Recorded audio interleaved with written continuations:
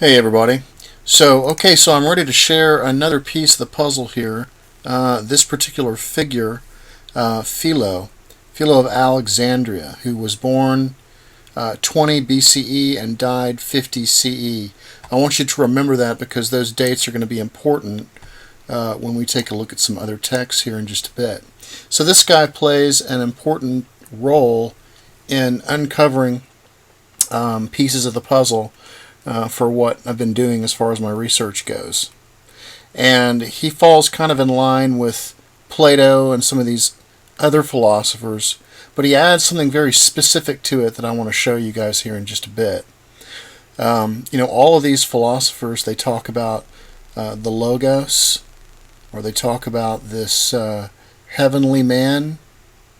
If you are a Christian and you've been following the Catholic Church's interpretation, or the mainstream Christianity's interpretation of the Bible and creation, I want to give you what the ancient philosophers, their take on it. It's slightly different than what you have heard as far as mainstream goes. When we think about the creation of Adam and Eve, everybody always thinks of the two separate people. They always think of Adam and Eve as two people, and they always think of them in this garden with the tree of knowledge, and they get this visual of two people running around naked in a garden. Well, this is not actually the way that Genesis is supposed to be described. And when you look at a lot of these ancient philosophers, you find this out. But it's it's kind of something that you have to contemplate for a little bit to kind of understand it, because what we're really talking about is we're talking about how man came into being. And when we think about this stuff, we kind of almost have to think about it as it's almost virtual, it's almost holographic, and it's kind of what we call emanation. So, what we start with at the very beginning, and I'm going to go ahead and Philo right here, let's just read about him. Philo used philosophical allegory to attempt to fuse and harmonize Greek philosophy with Jewish philosophy. His method followed practice of both Jewish exegesis and Stoic philosophy. His allegorical exegesis was important for several Christian church fathers, but he barely had any reception history with Judaism. He believed that literal interpretations of the Hebrew Bible would stifle humanity's view and perception of a God too complex and marvelous to be understood in literal human forms. So he had an idea that it's difficult to put your mind around this stuff. It takes a lot of contemplation, but with diagrams and images and things like this, we can put it together. Some scholars hold that his concept of the Logos as God's creative principle influenced early Christology. Other scholars, however, deny direct influence, but say that both Philo and early Christianity borrowed from a common source. Well, I think that they borrowed from Philo here, and I think we're going to see that. I think Philo borrowed from Plato, but he adds a twist that I haven't seen from Plato yet, probably because I haven't looked hard enough. But let's take a look here. So this is the Adam Cadman. What is the Adam Cadman? You see this diagram right here? If you guys are not familiar with it, this diagram, a lot of times you put the human body on top of it. These top three right here, they represent one hemisphere of the brain, the other hemisphere of the brain, and in the center we have the pineal gland, and this represents Kether. When things come into existence, come into creation, they start all the way up here, and then they emanate out and they create the body, which is the cosmos. Okay, so if we're thinking about this as a human body, which the way the ancients thought about it, the first thing that comes into existence is the pineal gland, and then it continues to emanate out. Just imagine star stuff coming out of a pocket of space. So the first image that's created is the pineal gland, and then we have this brain created, and then it moves down and create solar systems and so forth, and the solar systems might be represented as the spinal cord. The center thing that we have right here would be the sun in a solar system, but up here at the very top, this is what the Godhead is. And this is where it all emanates from. And beyond this point is the invisible. So, when we think about the Adam Kadmon, we think about the Adam Kadmon is basically another name for the first man. So when you think of the Adam that was created in the Bible, the first Adam that was created in the Bible, it is a misinterpretation that it is a terrestrial man. The first man that we see in all of these ancients that we're telling us about, from Plato to Philo to these other guys, that a lot of them, even Manly Hall, believe that they got their information from the ancient Egyptians. In fact, what they know and some of this stuff, to me, is just, I don't see how they could have come up with this stuff out of the blue. It's just, I mean, and I have all these tools to see what they're talking about, but to have come up with all this stuff out of the blue is just amazing. I mean, they were either connecting somehow consciously, or it was passed on from ancient Egypt, from Plato and so forth. So Adam Kadmon is the first representation. It's the first original man. And so we'll come down here and we'll take a look at some of these, and Philo is one of them. So we have Kabbalah, we have Zohar. So here's what they show you as an image of the Adam Kadmon right here. Adam Kadmon, primordial man, the first man. Now this is the Kabbalah view, but you got to remember that the Kabbalah view is just in line with things like Philo, Plato, some of these other guys, but it introduces the Jewish mysteries as well. So Adam Kadmon represented by the thorn of the first letter Yod, so that when you think of the divine name Yahweh, the four-letter tetragrammaton, the one on the very right, which just looks like a single quote, that's called the Yod, and that's represented as the Adam Kadmon. And what you normally see in the symbolism is you normally see that Yod inside of a triangle, because the triangle represents the area of the head. So if we move down a little bit down here to the Zohar, we can see closely related to the Philonic doctrine of the heavenly Adam is the Adam Kadmon. See, these are just different names for the same thing, the high man or the heavenly man of the Zohar, whose conception of the original man can be deduced from the following passages. The form of man is the image of everything that is above in heaven and below on earth, therefore did the holy ancient God select it for his own form. As with Philo, the Logos is the original image of man. So it's the original image of man, or the original man. So in the Zohar, the heavenly man is the embodiment of all divine manifestations. Let's move down to Philo here, because Philo is what we want to talk about. So the first to use the expression original man or heavenly man was Philo. So he was the first to use this expression. That's important. In whose view, as being born in the image of God, has no participation in any corruptible or earth-like essence, whereas the earthly man is made of loose material, the heavenly man, as the perfect image of the Logos, which we're going to take a look at here in just a second, is neither man nor woman. And the reason why it's neither man nor woman is because it's only a certain part of the body, which we'll see here, that can be found in both man or woman. But an incorporeal intelligence purely an idea, while the earthly man, who was created by God later, is the perceptible senses to the qualities. So he's the first one to come up with this term. Okay. Now let's take a look, because I found a document by Philo, the works of Philo on the creation. So if I scroll down, and this is the part that I think provides us really good information. Now I want you to remember that all this stuff that we see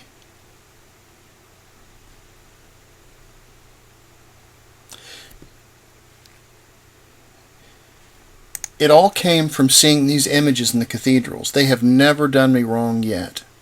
They've always given me the correct information. So here's the image that we see that was created by Michelangelo. It's a brain. We see the Orion Nebula. The Orion Nebula is the brain.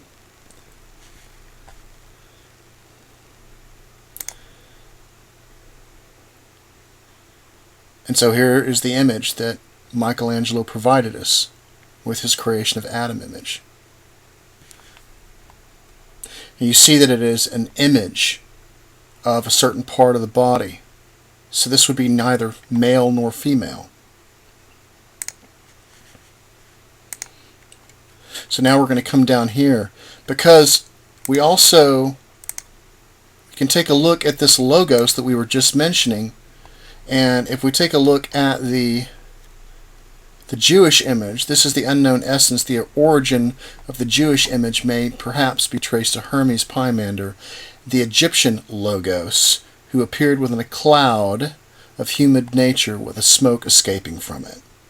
And if we take a look at the Mayans, they say that the seed of creation represented by the smoke that comes out of the burning fire, which is referring to the Orion Nebula, which sits in the middle of the three hearthstones of creation. You can see how all the pieces of this puzzle just come together. But we need to get back to Philo here. And I want to find something that's going to confirm the image that we actually see in the cloud. This is really important. Now remember, he was born in 20 BCE and died in 50 CE, right? So then after all the other things, as been said before, Moses says that man was made in the image and likeness of God.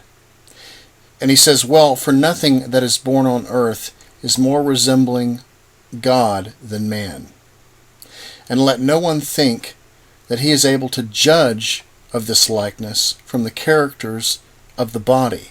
For neither is God a being with the form of a man, nor is the human body like the form of God. But the resemblance is spoken of with reference to the most important part of the soul, namely the mind. For the mind, which exists in each individual, has been created after the likeness of that one mind which is in the universe as its primitive model, being in some sort of God, that body which carries it about and bears its image within it. In the same rank that governor occupies in the universal world, that same as it seems does the mind of man occupy in man. For it is invisible, though it sees everything itself, and it has an essence which is undiscernible, though it can discern the essences of all other things, and making for itself by art and sciences of all sorts roads leading in diverse directions, and all plain it traverses land and sea, investigating everything which is contained in either element. Now we come down here. It says, and also being itself involved in the revolution of planets and fixed stars. So it's saying that it controls the planets and fixed stars. The only thing that can do that would be something bigger than the planets and the fixed stars. And then down here at the bottom it says, but as is not every image that resembles its archetypal model, since many are unlike, Moses has shown this by adding to the words after his image the expression in his likeness, to prove that it means an accurate impression having a clear and evident resemblance in form. So what he set up here is that the archetypal image that is made in the image of God is the mind, and the image of the mind is the brain. And that's exactly what we see when we take a look at the Orion Nebula. And he's referring to the Logos. And the Logos that we know in the Judaism text and the ancient Egyptians and the Mayans was a cloud with a smoke coming out of the middle of it, which is exactly what the Orion Nebula is. So you see how all this gets put together by getting the mystical information that we see from Michelangelo. We can put this other stuff together as well. So this is Philo's view of God. This is just from another area of Wikipedia. Philo used the term logos to mean an intermediary or divine being or demiurge. Philo followed Platonic distinction between imperfect matter and perfect form, and therefore intermediary beings were necessary to bridge the enormous gap between God and the material world. The logos was the highest of these intermediary beings, and was called by Philo the firstborn of God. The firstborn of God, okay? The Logos, the firstborn of God. So, if we take a look at the first begotten right here in the Bible, the firstborn, the first begotten, we can see that Philo applies this word to the Logos as the archetypal and governing idea of creation. Similarly, in Colossians 1:15,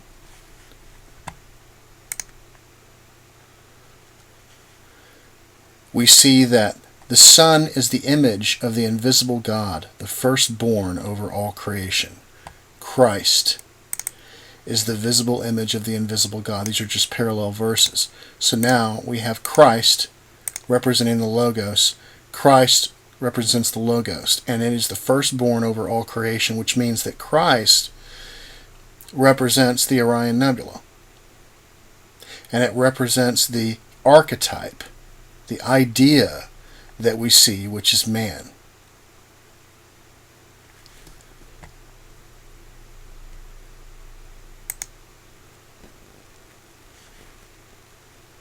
And then there came forth from that place the cloud of the great light, the living power, the mother of the holy. For this one, Adamus, is a light which radiated from the light. He is the eye of the light, for this is the first man.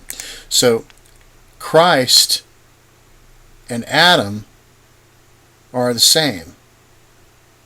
They're the same being. They represent a collective unity of all of humanity. And interestingly, if we take a look inside this other area, inside the Bible Hub, we see Jesus sitting on top of the Orion Nebula right there, called wisdom. So when we take a look at the Adam Cadman, which is really a way of looking at it this way. Christ is the visible image of the invisible God. He's the firstborn over all creation. This is the Logos, which is the image of man. It's neither male nor female, because the image of the mind, like Philo said. This triangular area that we see right here represents the pineal gland, and it represents Kether, and it represents the first point where things emanated from. Chokmah and Bina represent aspects of the Trinity which correspond to the left and right hemispheres of the brain. And then moving down the spinal cord of this great heavenly man, we have our solar system. But sitting at the top represents everything all together. So this is the complete representation of the human archetype. And it's also the Christ, and it's also the Adam Cadman, and it's also the Logos, and it's also the heavenly man. And you can see that because all of the information I provided so far in these various texts tell us that. But Philo's telling us that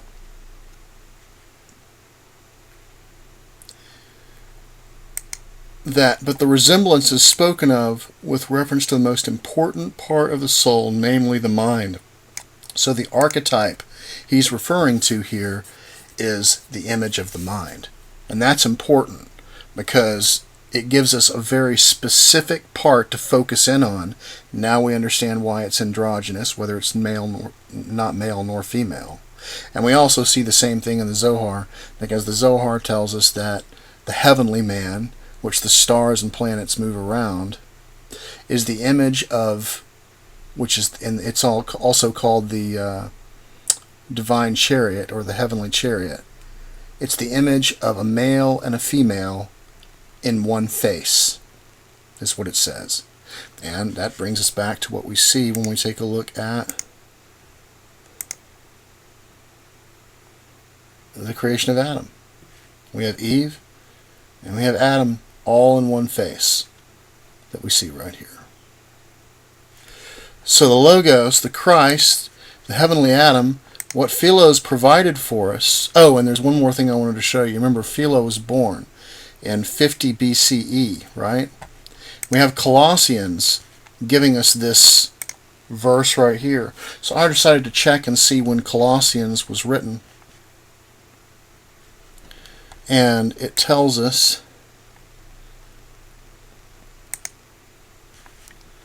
it's widely believed that Paul's letter to the Colossians was written in 62 AD. So that would have been at least 12 years after Philo died. So that means that more than likely they borrowed this from Philo. Because they clearly say here that the Christ, or the Son, is the image of the invisible God, the firstborn over all creation. And if we think of this, the firstborn over all creation, nebulas, they create everything. They create stars, they create planets. They would be the firstborn.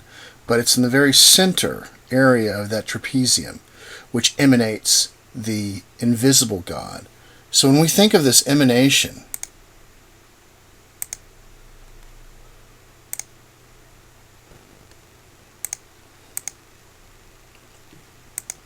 the only way I can help you understand the way this would work is if there is some kind of a vortex in the very center of the trapezium right here.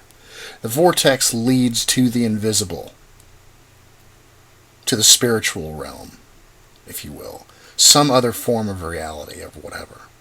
Okay? And within that reality exists this an idea, a perfect idea. Now to the Gnostics, and this is interesting, we should take a look at this real quick.